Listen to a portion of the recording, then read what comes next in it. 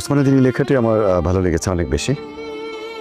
আমায় ছিঁড়ে খাও হে শকুন, হে সীমান্তের শকুন, এক্ষুনি ছিঁড়ে খাও আমাকে। হে আটলান্টিক ইরিগল, শিগগির খুবলে খাও আমাকে।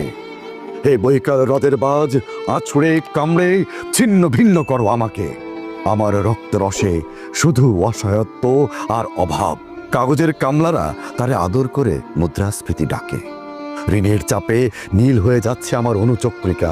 সংসার চালাতে অন্তরে হয় ইন্টারনাল ব্লিডিং।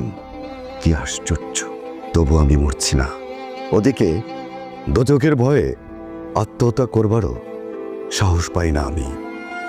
খোদাকে বললাম, আমি মরতে চাই। তিনি বললেন, বেঁচে আছো কে বলল?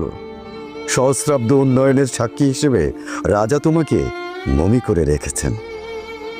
বাজারে দীর্ঘশ্বাস ফেললে নাকি রাজ্যের ভীষণ বদনাম